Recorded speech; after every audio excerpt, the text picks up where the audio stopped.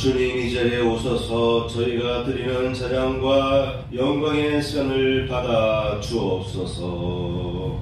아멘. 일어나시고 사장을 부르겠습니다.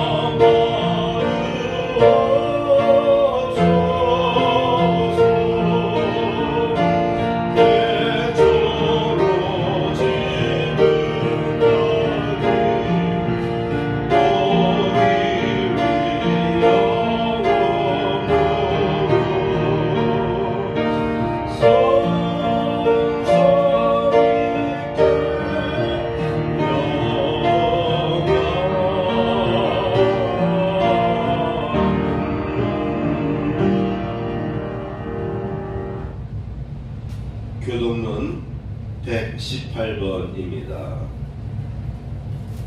아멘. 91장입니다.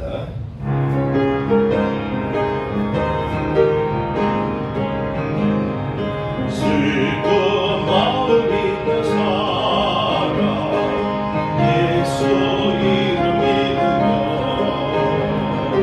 영원으로 변함없는 기쁜 마음 얻으리. 예수의 이름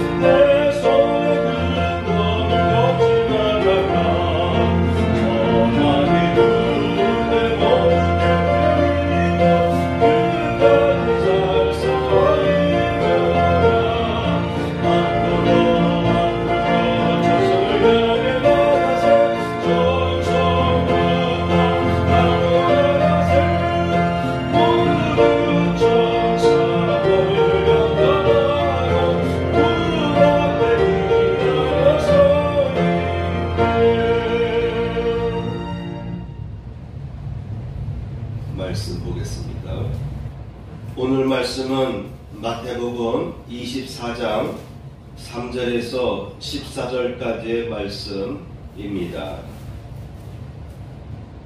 거짓 선지자가 많이 일어나 많은 사람을 미혹하게 했으며 불법이 성함으로 많은 사람의 사랑이 식어지리라.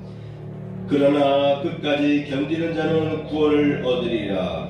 이 전국 복음이 모든 민족에게 증언되기 위하여 온 세상에 전파되리니 그제야 끝이 오리라. 아멘. 제목을 보겠습니다. 거짓 그리스도와 선지자에게 미혹되지 말라. 네, 오늘은 거짓 그리스도와 선지자에게 미혹되지 말라, 미혹되지 말자라는 취지에서 오늘 제목을 정하였습니다. 오늘 제목을 정한 구절은 11절 말씀이 되겠습니다. 오늘 설교 말씀을 정할 때에 미혹을 받지 않도록 주의하라, 끝까지 견디는 자는 구원을 얻으리라 등등을 생각해 보면서 오늘 주제를 정했는데, 거짓 그리스도와 선지자에게 미혹되지 말라라는 제목으로 정했습니다. 현대 사회는, 우리가 살아가고 있는 지금 이 세상의 모습은 정확성, 그리고 예측성, 신속성, 그리고 자원과 자금력, 전략과 홍보 등의 요소에 따라서 모든 사업의 성패가 갈린다고 볼 수 있습니다. 그런데 그럼에도 불구하고 한편에서는 거짓으로 미혹하게 하는 세력들은 사람 하나하나의 개개인은 물론 한 나라 혹은 국제사회까지 사회, 정치, 경제의 흐름과 방향을 알게 모르게 비인간적이지만 겉으로는 합법적인 가면을 쓴 거짓된 유혹으로 가로막거나 빼앗거나 파멸하게 한다는 것입니다. 이런 면에서 아이러니하죠. 역설적이죠. 정확성, 예측성, 신속성 등등 이런 모든 요소가 가미돼서 오늘날 우리 사회가 운영되고 있는데, 오히려 더 깊이 내다보면은 비인간적인, 그리고 겉으로는 합법적인 그런 가면을 쓴 거짓된 유혹으로 개개인 또는 한 집단, 국가 또는 세계의 여러 경제 흐름에 영향을 끼치고 있다고 하는 것입니다. 그런 면에서 역설적이다라고 하는 것이죠. 저는 주식에 대해서 잘 모르는데 가끔 이렇게 말하는 분들의 이야기가 있어요. 주식과 관계된 전문가들이 방송에서 나와서 하는 말을 절대 믿지 말라. 여러분 집집마다 다 케이블 TV가 있어서 원하는 영화나 방송이나 여러 가지 스포츠를 보기 위해서 막 돌리다 보면은 주식과 관계된 채널들이 많이 나와요. 저는 그런 걸 들어보지는 않았는데, 한간에서는 나름대로 전문가들 얘기 들어보니까 오히려 그 사람들이 얘기하면 거꾸로 가야 된다. 잘 된다 생각하면 오히려 반대로 생각하고, 안 될 거다 하면 그때 해야 된다. 그런 얘기들을 하더라고요. 저는 주식에 대해서 아무것도 모르는데, 그만큼 방송의 영향을 통해서 앞으로 어떠한 종목이 잘 될 것이고, 앞으로 주식시장이 어떻게 되고, 세계가 어떻게 나갈 것이라고 얘기하는데, 거기에 따라가면 낭패 본다라고 하더라고요. 그만큼 전문가들이 나서서 여러 가지 홍보도 하고 전망도 하지만 그대로 따라가면은 큰 실패한다. 그러니까 정확성, 신속성, 그리고 예측성, 이런 것들이 다 전문가들에 의해서 방송에서 연일 그런 채널들이 진행되고 있는데, 지혜로운 사람들은 그 사람들의 얘기와 거꾸로 간다라고 하더라고요. 그만큼 우리가 살아가는 이 사회는 미혹에 빠지기 쉬운 사회다. 겉으로는 현대적인 사회고 합리적인 사회 같이 보이지만 그 내막을 들여다보면은 속고 속일 것이다. 가난한 사람들은, 사회 수준이 낮은 지역의 사람들은 남의 것을 강탈하잖아요. 도둑질하잖아요. 눈 뜨고 당하잖아요. 총을 들이밀고 칼을 들이대고 또는 협박을 해가지고. 그런데 어젓하게 큰 기업들이 합법적인 방법을 통해서 그들이 또한 우리가 알지 못하는 사이에 많은 부들을 빼앗아간다 하는 그런 이야기들을 많이 듣습니다. 그래서 알려지고 듣는 뉴스나 정보를 단순하고 순전하게 받아들여서는 안 된다고 하는 것입니다. 반면 우리 그리스도교는 어떨까요? 기독교 내에서도 거짓된 속임수와 무분별하고 무지한 지도자와 성도들이 매우 많이 활동하고 있다라고 하는 것입니다. 예수님은 마지막 때가 될수록 거짓 그리스도, 감히 거짓 그리스도가 여러 많이 나타날 것이다. 또한 거짓 선지자도 많이 등장할 것이다. 그러면서 이런 사람들은 절도와 강도라고 설명했습니다. 묘사했습니다. 사꾼들이다라고 예수님은 비난하셨습니다. 그러면서 앞으로 이런 사람들을 분별하라. 이런 사람들은 양의 우리의 정문으로 들어오지 아니하고 넘어 들어온다. 넘어 들어오는 일이다. 라고 예수님께서는 경계하셨습니다. 나는 선한 목자라. 선한 목자는 양을 위하여 목숨을 버리거니와 사꾼은 목자도 아니고 양도 제 양이 아니라 이리가 오는 것을 보면 양을 버리고 달아나나니 이리가 양을 늑탈하고 또 해치느니라. 너희가 내 양이 아니므로 믿지 아니하는도다. 내 양은 내 음성을 들으며 나는 저희를 알며 저희는 나를 따르느니라. 이런 와중에서도, 이런 혼돈의 와중에서도요, 양과 목자의 관계가 명확하게 구분된다고 하는 것입니다. 아니, 명확하게 구분되지 못하는 양이 있다고 한다면 미혹되어서, 세뇌되어서 자신의 목자를 알아보지 못하고 영적인 시각이 닫혀서 맹인이 되어서 누가 올바른 지도자인지를 모르는 거예요. 소리만 들리면 아, 나의 주인이거나 하고 따라가는 거예요. 그런데 선택되고 지혜롭고 영이 바른 사람은 저 소리는 내가 평상시 듣던 내 주인의 목소리가 아닌데 라고 판단한다는 것입니다. 아무리 양이 지혜가 없고 미련하고 둔해도 적어도 자신의 주인의 목소리는 분별할 줄 안다라고 하는 것입니다. 만일 분별할 줄 모른다면 그 양은 내 양이 아니다 라고 예수님께서 말씀해 주셨습니다. 베드로와 유다는 당시 초대교회 안에 많은 거짓 선지자들, 많은 잘못된 못된 지도자들이 활동하고 있다라고 고발하였습니다. 그래서 그런 사람들은 음심이 가득하고 먹을 배를 채우는데 급급하며 거짓되고 이성 없는 짐승 같다라고 베드로와 유다는 그의 서신에서 분명하게 밝혔습니다. 그러므로 그러한 사람들에게 미혹되지 말아라, 현혹되지 말아라, 그들을 쫓지 말아야 된다라고 경계를 우리에게 하도록 권한 것이죠.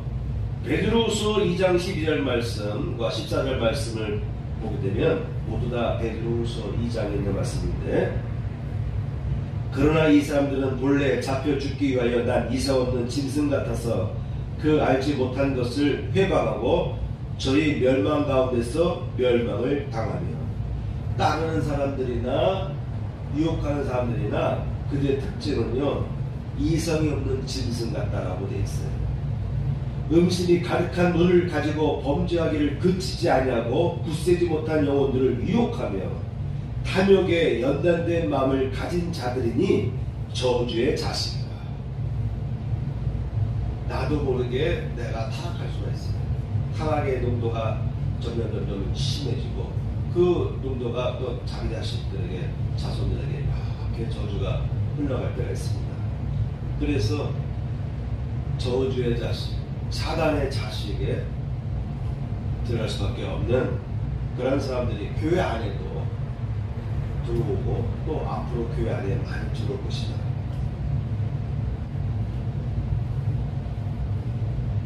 유다서 1장 10절 말씀 보면 이 사람들은 무엇이든지 그 알지 못하는 것을 회방하는도다. 이 사람들은 무엇이든지 그 알지 못하는 것을 회방하는도다. 또 저희는 이성 없는 짐승같이 본능으로 아는 그것으로 멸망하느니라. 베드로나 유다나 똑같은 개념을 통해서 설명하고 있습니다. 알지 못하는 것을 회방하고 이 사람들은 무엇이든지 그 알지 못하는 것을 회방하는도다. 알지 못하면서 회방하는 것입니다. 여러분, 무식하면 용감하다라고 하잖아요. 그래서 실패하는 사람들의 특징을 보게 되면 정확하게 알지 못하고 자기가 갖고 있는 그 지식을 철저히 신봉을 해요. 그래서 자신이 갖고 있는 그 신념을 향해서 용감하게 나아갑니다. 근데 지혜로운 사람은요, 자꾸 생각해봐요. 지금 생각해볼 때 그것이 옳은 것 같은데 과연 옳을까? 이것도 생각해보고 저것도 생각해보고 또 만일이라는 또 과정도 생각해보면서 또 객관적인 자료들을 많이 섭렵하면서 과연 이렇게 하는 것이 옳은 것일까라고 항상 여울 두어가면서 한 발짝 한 발짝 나아갑니다. 그래서 매사에 조심할 수밖에 없는 거예요. 그러니까 많이 알수록, 많이 생각할수록 매사에 조심할 수밖에 없어요. 근데 생각이 단순하고 이성 없는 짐승같이 행동하는 사람의 특징은 용감한 거예요. 요즘 우리나라는 거짓된 요솔로 무지한 양들을 유혹하는 못된 사꾼 또는 거짓된 지도자들이 많이 있습니다. 성직자와 또한 교인들 가운데도 나름대로 지도적인 위치에 있는 사람들도 그러한 데 빠진 사람들이 많이 있습니다. 이들은 부끄러움도 모릅니다. 부끄러울 줄 몰라요. 양심이 없어요. 하나님과 예수 그리스도의 뜻 혹은 직접 받은 계시라고 말하기를 두려워하지도 않습니다. 여러분, 듣는다고 해서 다 듣는 게 아니에요. 그 듣는 소리가 사단의 소리일 수가 있는 거예요.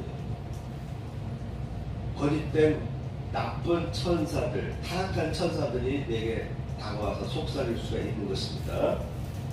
그러므로 오히려 그런 소리 들을수록 또한 분석을 해야 돼요. 저는 하나님의 음성을 들었을 때 깜짝 놀랐어요. 과연 그러고 나서도 계속, 지금도 계속 그 음성이 하나님의 음성일까? 라고 자꾸 반문해봐요. 내가 생각했던 그 어떤 이미지랄까? 그런 기대의 소리가 아니었어요. 갑자기 하나님의 소리가 들리는데, 그래서 이게 과연 하나님 소리인가? 이거 혹시 사단의 소리 아니야? 라고 의심부터 했어요.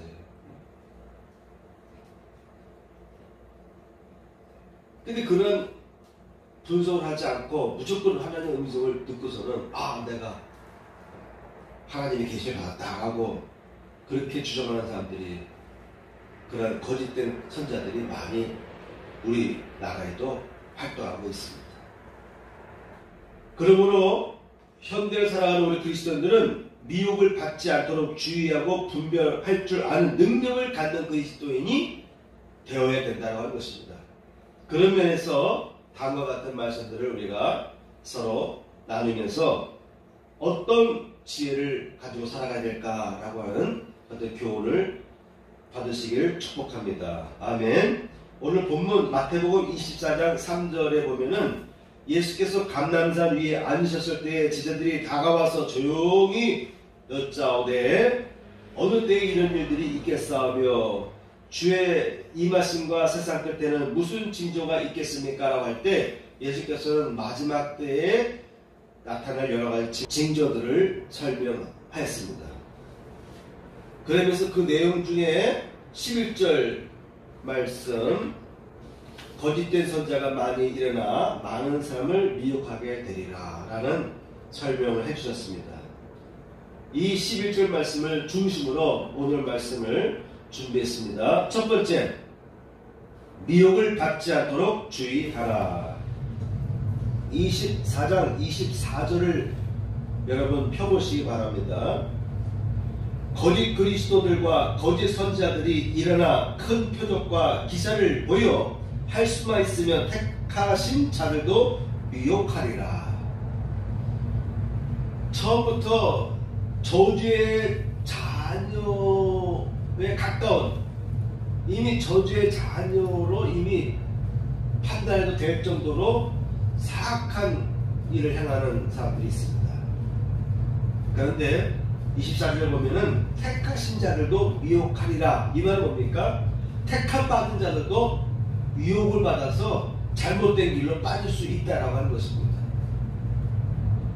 그렇죠? 어떻게 해요? 큰 표적과 기사를 보여서 할 수만 있으면 택하신 자들도 미혹하리라. 그런 미혹에 사탄발림에 넘어가는 사람들도 있다라고 하는 것이에요. 아닌 것 같지만 그런 길에 빠지는 사람들이 분명히 있다라고 하는 것입니다. 그러므로 미혹을 받지 않도록 주의하라고 예수께서 당부하신 것입니다. 첫째, 거짓 그리스도가 나타날 것이다. 너희가 사람의 미혹을 받지 않도록 주의하라. 많은 사람이 내 이름으로 와서, 이미 역사적으로 볼 때 많은 사람들이 자신이 메시아다, 자신이 그리스도다, 자신이 재림 예수다라고 했던 그러한 사람들이 많이 있었어요. 오늘날도 그러한 사람들이 우리나라에도 많이 있고 또 전 세계적으로 그러한 잘못된 사람들이 있습니다. 두 번째, 거짓 선자가 많이 일어난다. 우리가 속기 쉬운 것이 두 번째입니다.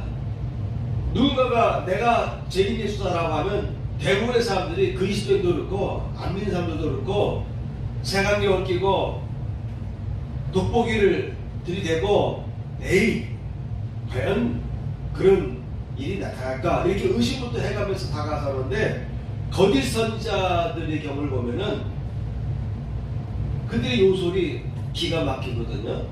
그래서 의심하지 못하게 돼요. 의심하지 않을 만한 사람들이 등장해서 많은 사람들을 유혹하는 것입니다. 어떤 전문가가 나타나서, 유명한 전문가가 나타나서 어떤 조언을 할 때 그 얘기를 무시할 수가 없잖아요. 그래서 오히려 거짓 선지자, 거짓 지도자들에게 유혹당하는 경우가 더 쉽습니다. 그때에 많은 사람이 실족하게 되어 서로 잡아주고 서로 미워하겠으며 11절 말씀, 거짓 선지자가 많은 사람을 미혹하겠으며, 선지자들 중에서도 가짜 선지자들이죠. 거짓 선지자들이 어떻게 해요? 많은 사람을 미혹하겠습니다.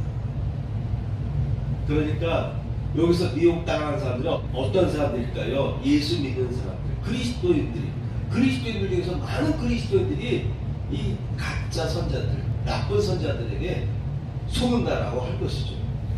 이미 예수께서 예언하신 대로 많은 사람들이 미혹을 당한다. 세 번째, 통곡할 자와 구원을 받을 자. 첫 번째, 통곡할 자에 대해서 생각해 보겠습니다. 24장 30절에 나와 있습니다. 그때 인자의 징조가 하늘에서 보이겠고 그때 땅의 모든 족속들이 통곡하며 그들이 인자가 구름을 타고 능력과 큰 영광으로 오는 것을 보리라. 통곡하는 사람들이 생기는 거예요. 어떤 사람들일수록 통곡할까요? 어떤 사람이 사고를 당해서 세상을 떠났어요. 지나가다 그 광경을 본 사람은 안타까운 마음을 갖겠죠. 품겠죠. 좀 더 가까이 있던 사람들, 가까이 관계를 맺던 사람들은 같이 울 수 있겠죠. 같이 울게 됩니다. 근데 그의 혈육들, 그의 형제와 그의 부모님들은 어떻겠습니까? 가슴이 메어지는 통곡을 하잖아요. 그렇죠? 예수께서 제리마에 오시는데 통곡할 사람들이 어떤 사람들일까요? 예수를 전혀 모르는 사람들일까요? 물론 예수를 전혀 모르는 사람 중에는 그동안 자기 친구들이, 주변 사람들이 자기 보고 예수 믿으라고 그렇게 얘기해도 자신이 믿지 않았던 것에 대해서 내가 왜 그대 소리를 외면했지라고 후회를 할 거예요. 그렇죠? 또 걔 중에는 통곡할 사람도 있으려나? 그런데 통곡까지 가는 사람들은 어떤 사람들일까요? 하나님의 말씀을 알면서도 바르게 살지 않은 사람들. 그런 사람들이야말로 제대로 그런 사건이 나타났을 때 통곡할 수밖에 없지 않습니까? 그래서 통곡하는 사람들이 생길 것입니다.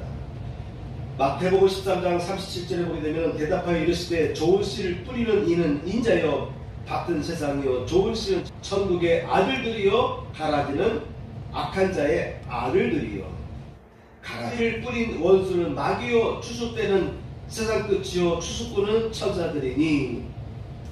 나도 모르게 자다 보니까 밭에 가라지가 뿌려지는 것입니다. 누가요? 사단이. 그러면 우리 그리스도인들은 영적인 분별력을 갖는 그런 능력이 있어야 됩니다. 그런 일들은 목사님들이 하는 거야?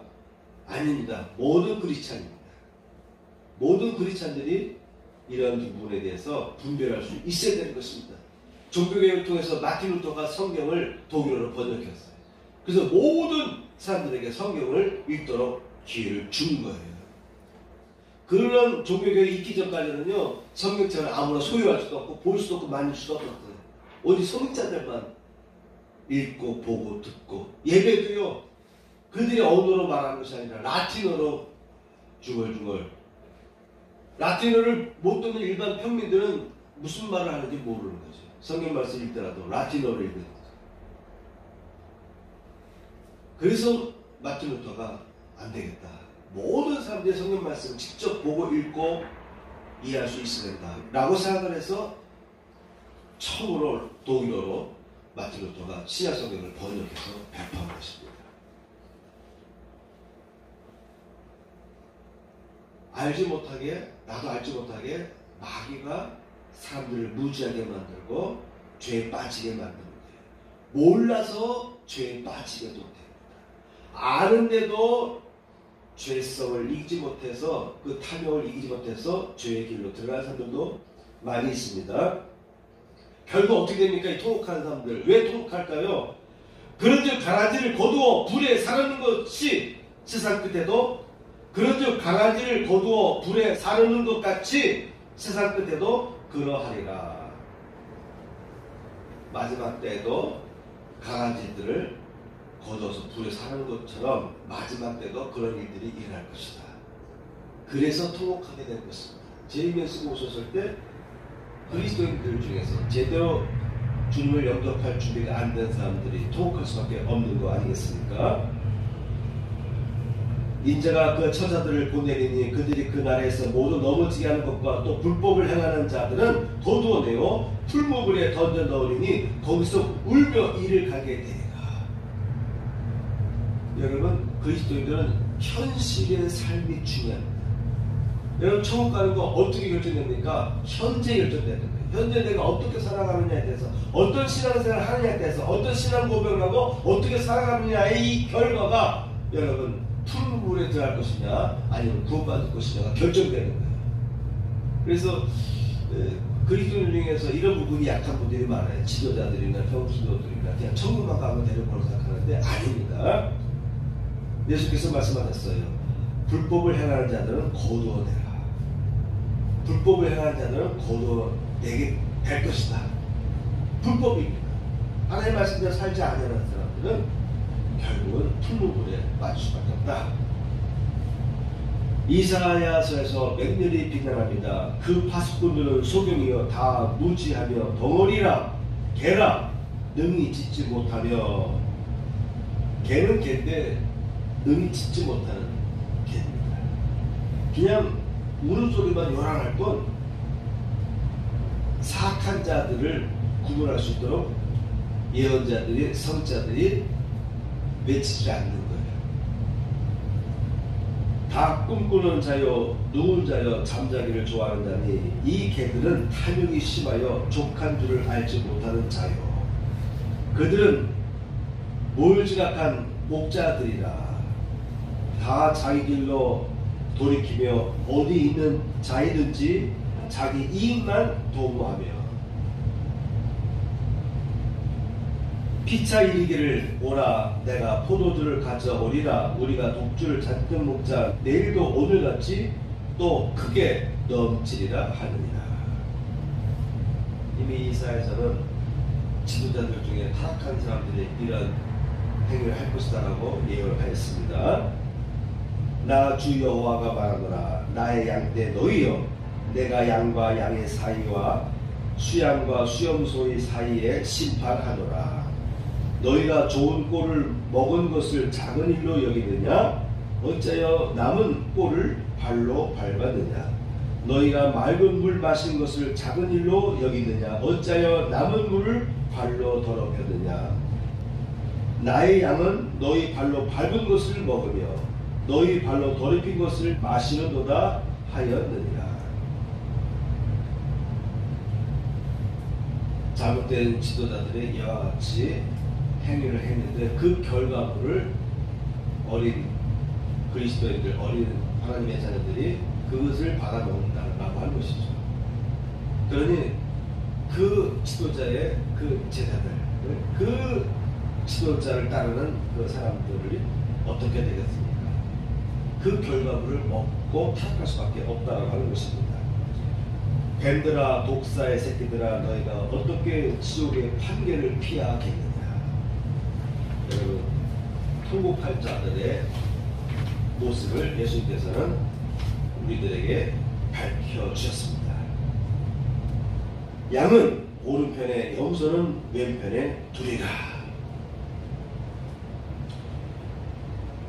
빌립보서 3장 2절 말씀 보면은 사도 바울은 개들을 삼가고 해악하는 자들을 삼가고 손 할례당을 삼가하라. 개들이 있어요.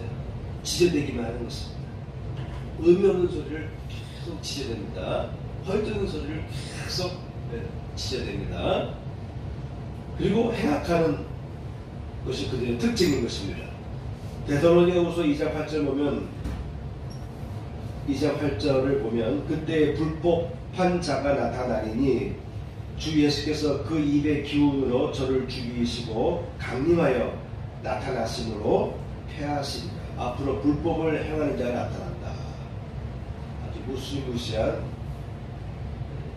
사단의 세력이 나타날 것이다 라고 예수께서는 예언해 주셨습니다. 그러나 예수께서 오시기 전에 그 입의 기운으로 저를 죽이고 나타날 것이다. 결국은 예수께서 승리하면서 등장하시다라고 하는 것이죠. 계시록에도 보면은 짐승이 나와요. 짐승은 국가적인 그 권력을 쥐고 있는 큰 그 대통령이거나 세계연합 뭐 이런 어떤 국가적인 조직의 수장이 된 그런 막강한 권력을 가진 존재. 또한 한쪽에서는 또한 잘못된 거짓 선지자, 거짓된 선지자들이 등장하는데 이런 세력들을 성경에서는 짐승이라고 묘사하고 있습니다. 구약이나 신약에 보게 되면 짐승의 특징이 뭡니까? 이성이 없잖아요. 그래서 이성 없는 짐승 같아서 여러분 그리스도인들일수록 생각이 맑아야 됩니다. 생각을 잘 하면요 보여요. 무엇이 옳고 그른지를 분별할 수가 있습니다. 24장 12절 불법이 성함으로 많은 사람의 사랑이 식어지리라. 불법이 성, 하나님의 말씀을 따르지 않고 하나님의 말씀대로 살지 않는 것 같은 불법이 번성하게 되고요. 사회 내에서도 역시 사회 내에서도 법을 따르지 않는 사람들이 막 성하게 되어 있습니다. 그러면서 사람들의 첫사랑, 예수에 대한 사랑을 잃게 되는 거예요.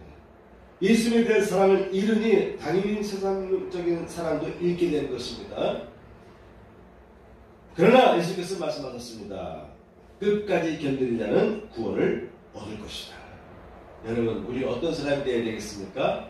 이런 여러 가지 악조건 속에서도 끝까지 견디는 그리스도인이 되어야 될 줄 믿습니다. 아멘. 자, 지금까지는 이 통곡할 자를 봤는데, 두 번째, 구원받을 자가 있습니다.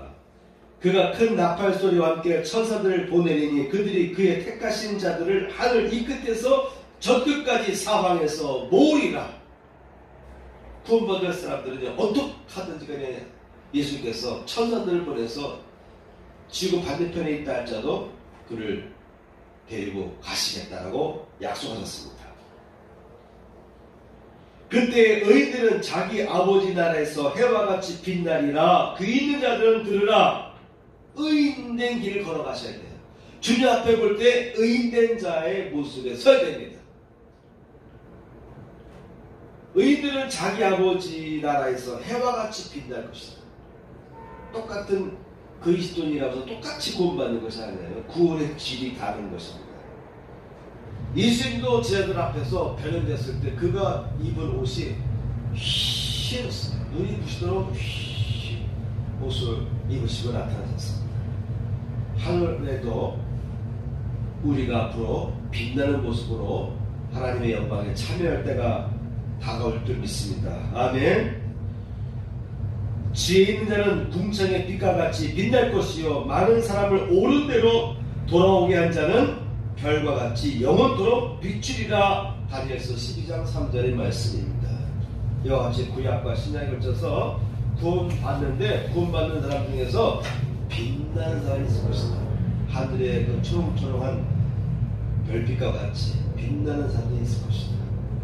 여러분, 구원받을 때 빛나는 빛이 반짝반짝하게 영원히 아름답게 영광을 나타내면서 비치듯이 그러한 선택을 받으시기를 축복합니다. 아멘. 두 번째입니다. 두 번째, 분별의 능력을 갖추자. 그러므로 우리 크리스찬들은 어떻게 살아야 됩니까? 분별의 능력을 갖추어야 된다고 하는 것입니다. 첫 번째, 영분별의 능력이 있어야 됩니다. 영분별의 능력이 있어야 됩니다. 시편 101편 10절에 보면은 여호와를 경외함이 지혜의 근본이라. 그의 계명을 지키는 자는 다 훌륭한 지각을 가진 자이니 여호와를 찬양함이 영원히 계속되리로다. 여호와를 경외함이 지혜의 근본이라. 하나님을 경외하는 것, 하나님 앞에 예배드리는 것, 이것이 대단히 중요합니다. 지난 주일날도 제가 누누이 강조했듯이 예배가 대단히 중요한 것입니다. 여러분의 삶의 질을 결정지을 수 있는 것이 바로 예배에 있습니다. 예배를 어떻게 드리느냐에 따라서 여러분의 인생이 바뀔 수밖에 없어요. 여호와를 경외하는 것, 하나님 먼저 찾는 것입니다. 하나님 먼저 의지하는 것입니다. 경외하는 것, 무엇이든지 하나님과 의논하면서 나의 인생길을 풀어가야 됩니다. 그리고 항상 하나님을 존중하셔야 됩니다. 그리고 예배를 통해서 하나님 앞에 영광을 돌리셔야 돼요. 예배를 통해서 영광을 돌리지 못하는데 어떻게 내가 하나님을 사랑한다라고 하나님께 경외한다라고 할 수가 있겠습니까? 그렇죠? 사랑한다는 말을 표현하지 않으면서 어떻게 내가 누군가를 사랑한다라고 말할 수가 있겠어요? 사랑한다는 말을 표현하는 것, 바로 예배의 형식을 통해서 우리는 하나님 앞에 경외를 나타내는 것이죠. 그러면은 지혜의 근본이라. 이거는 뭐 IQ가 높고 낮고 그것과 상관없는데 영적인 IQ가 있어요. 영적인 지혜의 IQ가 있습니다. 바로 하나님을 경외하는 데서 이 IQ가 상승하게 돼 있어요. 그의 계명을 지키는 자는, 자, 예배를 드렸습니다. 예배를 드렸으면 어떤 삶을 살아야 됩니까? 하나님을 알잖아요. 하나님을 제대로 알잖아요. 제가 여러분들에게 보내드린 말씀 카드에 하나님을 온전히 알아서 섬기라 라는 말씀을 제가 이번에 보내드렸는데, 예배를 제대로 드린 사람은 하나님의 마음을 알 수가 있는 거예요. 그래서 하나님의 계명을 지킬 수가 있습니다. 이런 사람들은 다 훌륭한 지각을 가진 자이에요. 그래서 예배를 제대로 드리는 사람들은요, 계명을 지키게 돼 있어요. 계명을 지키니까 영이 맑아요. 영이 병들지 않습니다. 영이 항상 깨끗합니다. 그러므로 훌륭한 지각, 영적인 지각을 갖게 되는 것입니다. 아, 잘못된 것이구나. 아, 이러면 안 되는데 라고 하는 즉각적인, 본능적인, 직감적인 판단이 탁탁 오는 거예요. 여러분, 영의 분별력이 여러분들에게 항상 유지되도록 그렇게 사시길 축복합니다. 아멘. 첫째, 예배를 잘 드리는 것이 중요합니다. 예배를 잘 드리는 것이 중요합니다. 두 번째, 세상의 흐름을 분별하는 능력. 세상의 흐름을 분별할 수 있는 능력입니다. 두 번째, 세상의 흐름을 분별할 수 있는 능력이 있어야 됩니다. 그리스도인들은요, 예수만 믿고 신앙생활 열심히 하면 되는 것이 아니에요. 예배만 열심히 참석하면 된다. 잘못된 생각입니다. 그 결과 지각이 훌륭하다라고 되어 있지 않습니까? 하나님을 경외하는 자에게는 훌륭한 지각을 가진 자라고 되어 있죠. 영적 지각력이 생기면 그 다음에는요, 이 지각은 신앙적인 지각과 연결되어 있습니다. 신앙적인 지혜와도 연결되어 있습니다. 그러므로 세상에 흘러가는 모습을 분별할 수가 있어야 되는 거예요. 그리스도인들이 무식하면 안 돼요. 세상을 보는 눈이 정확하게, 통찰력이 정확하게 있어야 되는 것이죠. 그러므로 그리스도인들은 우매한 자가 되어서는 안 됩니다. 우매한 자가 되어서는 안 돼요. 오히려 세상을 보고 분별하는 능력을 갖추고 있어야 됩니다. 이것은 지식이 부족해도 영적인 지각력이 다 보완해줘요. 그래서 영적인 지각이 나를 깨우쳐주기 때문에 눈이 보이기 시작해요. 세상이 보이기 시작해요. 세상을 보고 분석하다 보니까 세상을 분별할 수 있는 능력 또한 상승하게 되어 있습니다. 그러므로 무식한 그리스도인이라는 말을 들어서는 안 됩니다. 세 번째, 마지막 세 번째, 어떤 삶을 살아야 하는가? 첫째, 하나님의 집에 충성하는 삶을 살 필요가 있겠습니다. 예수께서는 달란트와 문화의 비유를 들어서 어떻게 주님 오실 때까지 우리가 살아야 될까라고 그러한 것에 대해서 고민하며 살아라. 이렇게 살아라. 라고 지혜를 주셨습니다. 마태복음 25장 21절부터 보게 되면은 그 주인이 이르러 잘하였도다. 착하고 충성된 종아, 내가 작은 일에 충성하였으면 내가 많은 것으로 내게 맡기리니 내 주인의 즐거움에 참여할지어다 하고 그에게서 1달란트를 빼앗아 10달란트 가진 자에게 주어라. 작은 것을 가지고 충성된 사람에게는요, 아무것도 안 한 사람들에게 있는 달란트를 빼앗아서 작은 것에 충성된 사람에게 더불어 주신다고 하는 것입니다. 마태복음 25장 28절 말씀, 그에게서 1달란트를 빼앗아 10달란트 가진 자에게 주어라. 누가복음에는 문화의 비유를 통해서 또 비슷한 이야기를 하고 있습니다. 주인이 이르러 잘하였다. 착한 종이여 내가 지극히 작은 곳에 충성하였으니 10고을 권세를 차지하리라 하고, 또 그 둘째가 와서 가로되 주여 주의 한 문화로 5문화를 만들었나이다. 19절 보면 주인이 그에게 또 이르되 너도 5고를 차지하라. 이렇게 달란트와 문화의 이야기가, 비유 이야기가 같은 내용을 갖고 있는데, 착한 종은 작은 같은 사명도 잘 감당하는 자다. 꼭 큰 비전과 큰 역할을 주어서 그 일을 잘 감당하는 것만이 아니라 작은 일에도 잘 충성하는 자가 복을 받는다라는 것을 예수님께서 비유로 말씀하신 것입니다. 하나님의 집에 충성하는 삶이 어떤 모습일까요? 어떤 모습일까요? 여러 가지 있을 거예요, 그죠? 여러분 생각해내시고요. 하나님의 집에 충성하는 삶을 살아가시길 축복합니다. 네.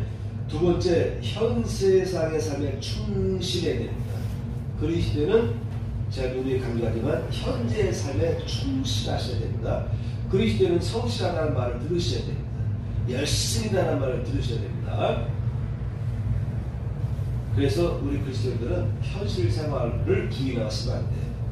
현 사회를 밝은 길로 나아가도록 우리가 기도하고 그 방향으로 나가도록 서로서로 권면하고, 그래서 개혁이 계속 일어나도록 우리 그리스도인들도 동참하셔야 됩니다. 각 가정, 각 개인의 삶을 높이기 위한 여러 가지 개혁을 끊임없이 추구해 나가야 됩니다. 세 번째, 다가올 세상을 바라보며 증인의 삶을 살으셔야 됩니다. 우리 그리스도인들은 다 예수님에 대한 증인자들이 아닙니까? 우리 그리스도인들의 사명이 무엇입니까? 남보다 먼저 선택받고 하나님을 더 자세히 알며 하나님의 은혜를 받으며 살아가는 그 사명이 있어요. 그 특권이 주어진 이유가 있습니다. 바로 우리는 그리스도의 증인자이기 때문에 그렇습니다. 다가올 세상을 바라보며, 여러분 현 세상을 바라볼 때 서두에서 얘기했듯이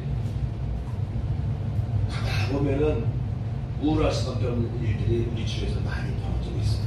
알면 알수록, 차라리 모를 때는 몰랐는데 알면 알수록 낙심하고 이 세상이 이렇게까지 악하고 나쁜 세력들이 파헤치고 있구나라는 것을 보고 깨닫는 순간 좌절하게 되고 우울하게 돼요.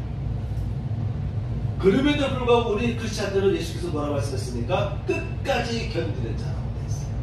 그래서 우리 크리스찬들은 세상이 악하다고 해서 자잘하거나 낙심하거나 체념하는 자들이 아니에요.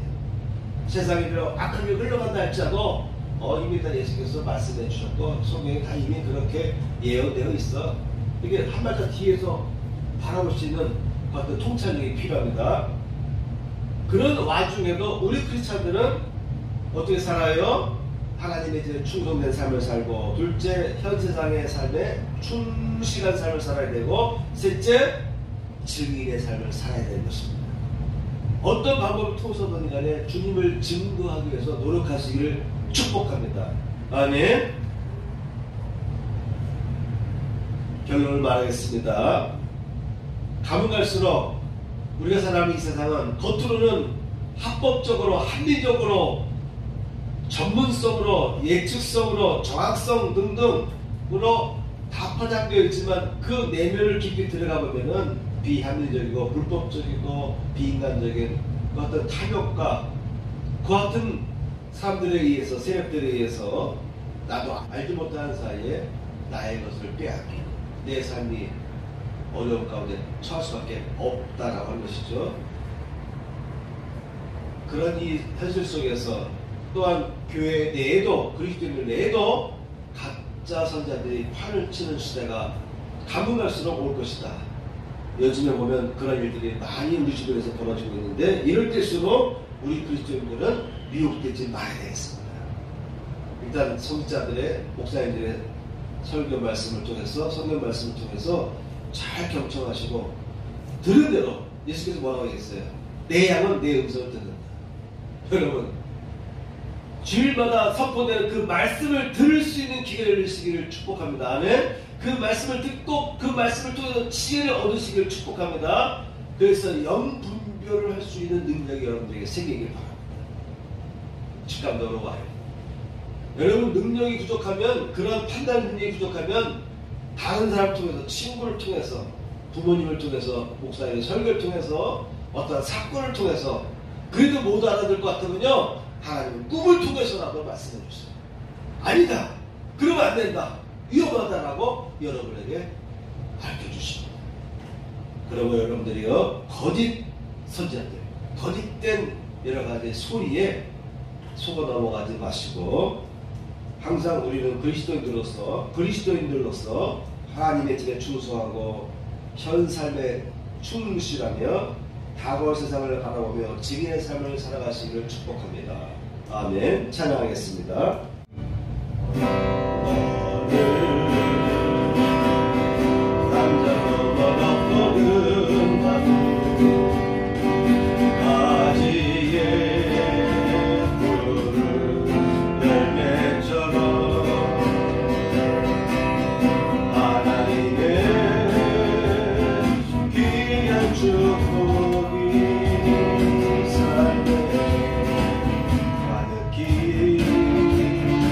감정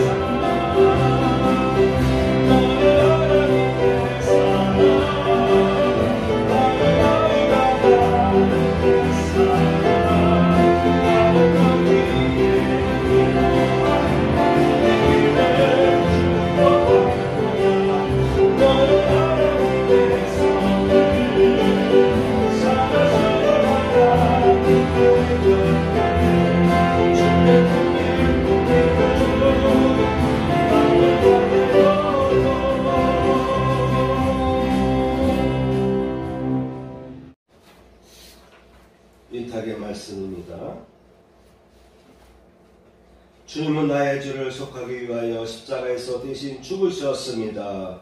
주여 내 죄가 사하여졌습니다. 주님은 채찍에 맞으셨습니다. 제가 치료를 받았습니다. 아멘. 633장입니다.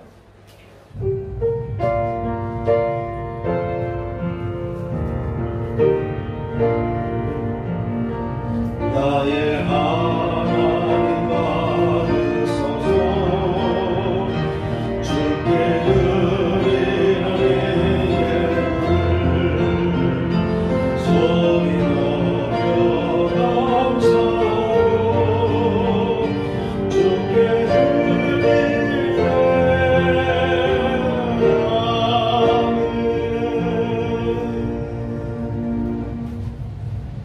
기도하겠습니다.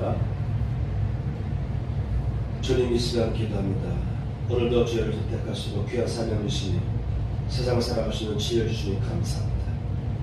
이 시간에 드려진 귀한 11조의 예물이 있습니다. 그 예물을 받으시고 축복하여 주실 때 11조의 복이 저희 가정 위에 임하게 하여 주옵소서. 주의 예물과 감사 예물을 흠양하시고 주의 은혜를 넘치도록 부어 주옵소서. 이제는 우리 구주 예수 그리스도의 은혜와 하나님 아버지의 극진하신 사랑과 성령님의 감동함과 역사하시니 이전에 참여한 성도들 위해 함께 하시기를 축복하옵나이다. 아멘.